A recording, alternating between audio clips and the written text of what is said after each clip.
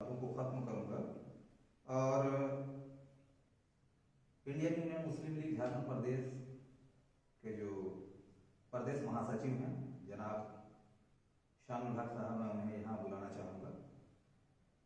वो अपने जज्बात से उन तमाम लोगों के सीनों को रंगेंगे जिनके जज्बात दबे हुए या दफ्न हो चुके हैं। जो लाइव अगर हमें देख रहे हैं या फिर बाद में जो देखने वाले लोग हैं, उन तक ये संदेश पहुंचना चाहिए। तो मैं फिर से यहाँ दावत देना चाहूँगा इंडियन यूनियन मुस्लिम लीग झारखंड प्रदेश कमेटी के प्रदेश महासचिव जनाब शानुल हक साहब।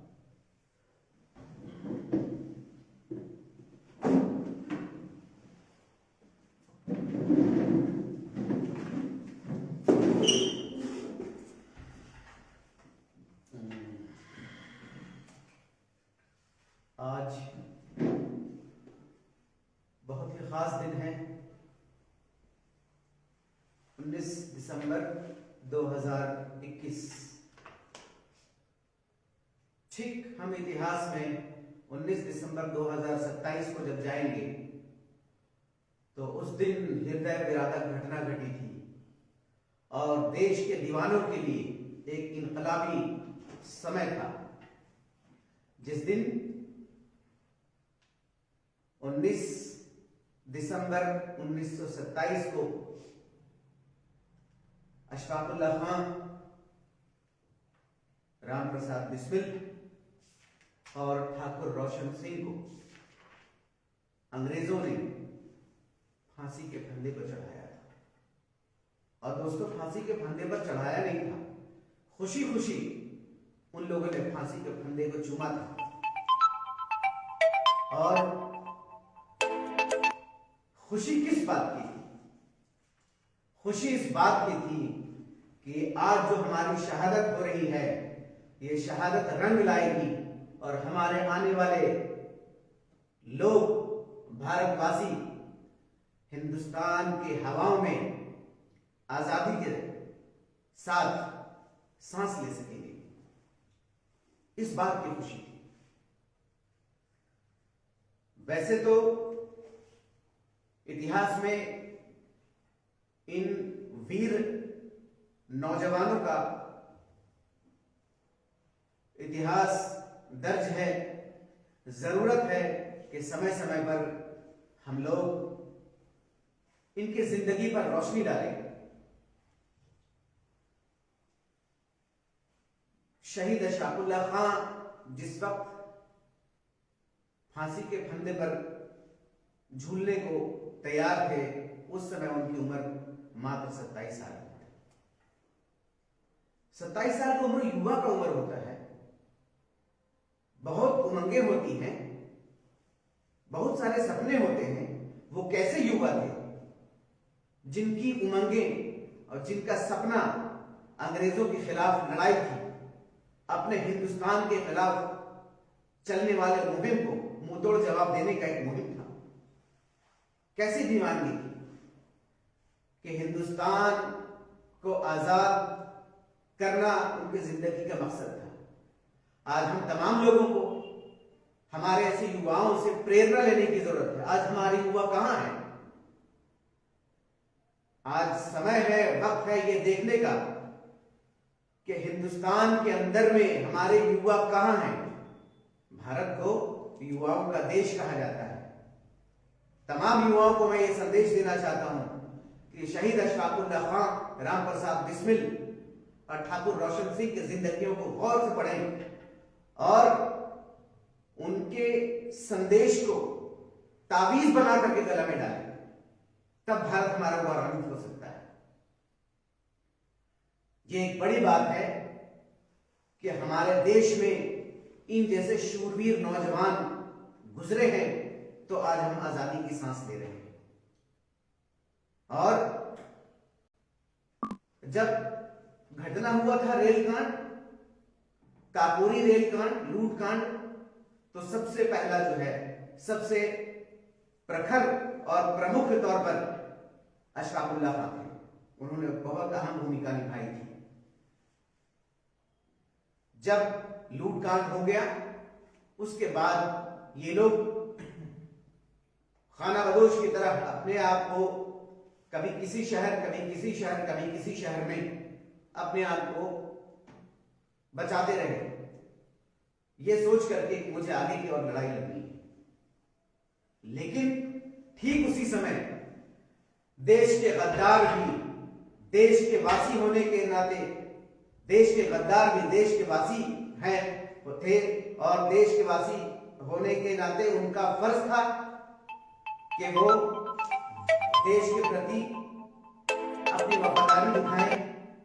लेकिन चंद लोग अंग्रेजों से मिलकर और इन लोगों का सुराग और पता बताया, और आखिरकार अशफाकुल्लाह खान और इनके साथी ये सब पकड़े गए। जब जेल के अंदर में थे उस वक्त भी बहुत इत्मीनान के साथ थे, कोई डर, कोई भय, कोई खौफ नहीं था। बस सोच सिर्फ एक ये थी कि ये जो हमारी कुर्बानी है, ये कुर्बानी रंग लाए। जिस दिन फांसी होना था उस दिन अशफाकुल्लाह खान फजर के नमाज पढ़ करके कुरान का तिलावत किया बहुत इत्मीनान के साथ, और खुद अपने कदमों से चल करके फांसी के तख्ते पर जाकर खड़े हो गए। ये इतिहास है और ये इस बात का गवाह है कि जो सच्चा और पक्का हिंदुस्तानी होगा, हिंदुस्तान पर मर मिटने के लिए हर वक्त तैयार होगा। आज भी हिंदुस्तान के अंदर में बाकी ताकतें और सांप्रदायिक ताकतें मौजूद हैं। पहले उन लोगों ने अंग्रेजों की गुलामी की थी, आज वो लोग अंग्रेजों के चाल की गुलामी कर रहे हैं। उस वक्त में अंग्रेजों का एक बहुत ही घटिया चाल था कि फूट डालो और राज करो। लेकिन रामप्रसाद बिस्मिल, अशफाकुल्लाह खान एकता के प्रतीक है, हिंदू मुस्लिम एकता की। बहुत पुरानी बात है कि जब एक दफा अशफाकुल्लाह खान बीमार हुए तो बीमार के हालत में बुखार लगी हुई थी, तो मुंह से आवाज निकल रहा था राम राम राम राम राम। घर वालों ने कहा अरे इसे क्या हो गया है, तो भूत प्रेत का मामला तो नहीं है। जब ठीक हुए, रामप्रसाद बिस्मिल आए, तो अशफाकुल्लाह खान ने कहा कि ना चाहते हुए हमारे जुबान से हमारे दोस्त का नाम निकल रहा था, रामप्रसाद बिस्मिल का। ऐसी एकता की मिसाल दी। आज हमारे हिंदुस्तान में क्या हो रहा है, अंग्रेजों के सारे षड्यंत्र को रचा जा रहा है। आज हमें जरूरत है रामप्रसाद बिस्मिल के सोच की, ना कि राम जय श्री राम वाले सोच की। आज हमें जरूरत है, आज हमारे देश को जरूरत है अशफाकुल्लाह खान जैसे लोगों की, ना कि हिंदू मुस्लिम करने वालों की। अगर आज हमारे देश में रामप्रसाद बिस्मिल जैसे लोग आ जाएं तो ये जय श्री राम का नाम लगा करके लोगों के बीच में दहशत फैलाने और नफरत फैलाने वाले इनकी जो है मानसिकता, इनकी जो है खत्म हो जाएगी। तमाम लोगों से इंडियन यूनियन मुस्लिम लीग और मैं शामिल गुजारिश करता हूं कि आज के दिन को याद किया जाए, उनके कुर्बानियों को याद किया जाए, और उनके कुर्बानियों के पीछे कुर्बानी देने का मकसद क्या था उसको याद किया जाए, तो उनकी शहादत जो है वो कारगर हो जाएगी और उनके आत्मा को शांति मिलेगी। अशांत लोग आज देश में बैठे हुए हैं जो हर वक्त हिंदू मुसलमान और सांप्रदायिक बातों से लोगों को उलझा करके और देश को बांटना चाहते हैं। कल अंग्रेज आए थे हुकूमत करने के लिए नहीं, जैसा कि साहुद्दीन साहब ने कहा कि कल अंग्रेज आए थे तिजारत करने के लिए, मकसद था उनका हुकूमत करना। आज उन्हीं के फॉलोअर्स हैं, आज उन्हीं के लोग हैं हिंदुस्तान के अंदर में बहुत सारे, जिन्होंने 2014 से लेकर के आज तक देश को बेचने का काम किया है, देश को संवारने का काम नहीं किया है। हम सख्त लफ्जों में मजम्मत करते हैं ऐसे लोगों का कि जिन लोगों ने अशफाकुल्लाह खान बिस्मिल, रामप्रसाद बिस्मिल के कुर्बानियों को जाहिर करने का कोशिश किया है, और लगातार वो कोशिश जारी है। चाहे वो संघ परिवार हो या मनुवादी मुल्क, ये देश के लिए सबसे ज्यादा खतरनाक बात है कि देश तो आजाद हो गया लेकिन मानसिकता आज भी है वही चल रही है। ऐसे मानसिकता से हम तमाम लोगों को लड़ने की जरूरत है और हम तभी लड़ सकेंगे जब राम प्रसाद बिस्मिल शेख और अशफाकुल्लाह खां के विचारधारा को हम अपनी जिंदगी में लाएंगे। मैं तमाम देश के युवाओं से कहना चाहता हूं कि युवा अवस्था किसी भी देश को, किसी भी समाज को उसके अंदर परिवर्तन लाने का सबसे बेहतरीन वक्त होता है। आज युवाओं को राम के नाम पर, मंदिर के नाम पर, हिंदू के नाम पर, मुसलमान के नाम पर बर्बाद किया जा रहा है। उन्हें नौकरियों से वंचित रखा जा रहा है। क्या देश बनेगा? क्या इसी दिन के लिए भगत सिंह, मौलाना अब्दुल कलाम आजाद, राम प्रसाद बिस्मिल, ठाकुर रोशन सिंह और ऐसे हजारों हमारे क्रांतिकारियों ने अपनी बलिदान देश के लिए दी थी? अगर हम सांप्रदायिक ताकतों के खिलाफ नहीं लड़ेंगे तो ये क्रांतिकारी हमें जिंदगी में कभी नहीं बख्शेंगे। और हमारी जो बात है कि मैं हिंदुस्तानी हूं, मैं अपने आप से और पूरे समाज से धोखा दे रहा हूं, क्या ऐसे विचारधारा का अनुसरण ना करना और अपने आप को खामोश रखना। बहुत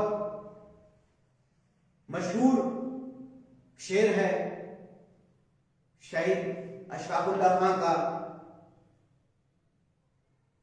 कि वतन वक्त आने पर बता देंगे तुझे है आसमां, वक्त आने पर बता देंगे तुझे है आसमां, हम अभी से क्या बताएं क्या हमारे दिल में है, खींच कर लाई है सबको कत्ल होने की उम्मीद, खींच कर लाई है सबको कत्ल होने की उम्मीद, आशिकों का आज जनघट कूचे कातिल में, सरफरोशी की तमन्ना अब हमारे दिल में है।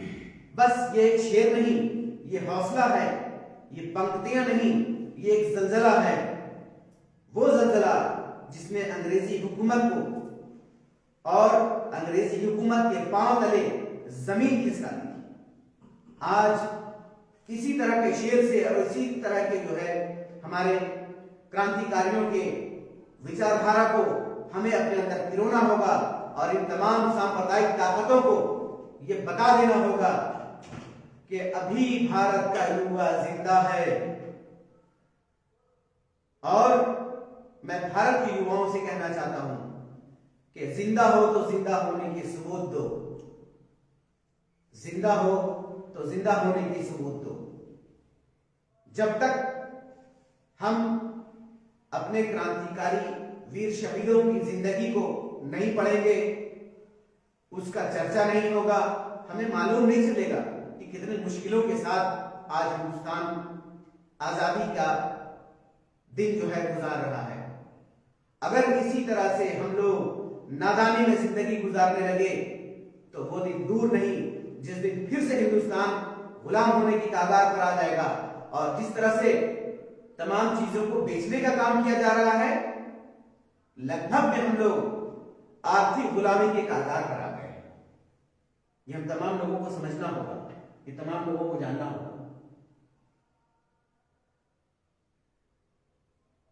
मैं तमाम व्यूअर्स से गुजारिश करता हूं कि इस सेशन को, इस लाइव सेशन को, ये सेशन खत्म होने के बाद लोगों तक पहुंचाएं और अपने अपने स्तर पर, जैसा कि मैंने कल भी फेसबुक लाइव पर हमारी टीम ने कहा था कि हर गली, हर चौराहे, हर मोहल्ले के अंदर में अलग जगाएंगे हम लोग अपने क्रांतिकारी लीडरों की विचारधारा, चाहे वो किसी भी हिंदुस्तान के किसी भी कोने में लोग रह रहे हैं। यही एक ऐसा रास्ता है जिस रास्ते पर चल करके हम अपनी आजादी को, अपने देश के लोगों को बचा सकते हैं। वरना बहुत बहुत खतरनाक दौर चल रहा है, जहां पे जिधर नजर उठा करके देखो हर तरफ सौदा हो रहा है। जब चुनाव का आता है वक्त तो हमारे वोट का सौदा होता है, जब बजट बनता है तो हमारे अधिकार और हमारे हितों का सौदा होता है। और ये अवसरवादी मनुवादी लोग जो हमेशा ये कोशिश कर रहे हैं कि हिंदू और मुसलमान करके पूरे देश के अंदर में नफरत की आग फैलाई जाए, तो मैं तमाम हिंदुस्तान के लोगों से, तमाम झारखंड के लोगों से ये अनुरोध करता हूं, अपील करता हूं, गुजारिश करता हूं कि इनकी मानसिकता को, इनकी विचारधारा को समझें। और अशफाकुल्लाह खान और राम प्रसाद बिस्मिल जैसे लोग अपने वक्त में पक्के दोस्ती के सूत्रधार माने जाते हैं, उसी तरह से हम तमाम हिंदू और मुसलमान, सिख और ईसाई मिलकर के इन तमाम बातिल ताकतों का और सांप्रदायिक ताकतों का जो है हम लोग मुंहतोड़ जवाब दें। आज मैं फिर से इन तमाम शूरवीर योद्धाओं और शहीदों का मैं जो है शुक्रिया अदा करता हूं और मैं दुआ करता हूं कि अल्लाह इनकी रूह को शांति दे। और इसी बात के साथ मैं अपने बात को खत्म करता हूं। जय हिंद, जय भारत।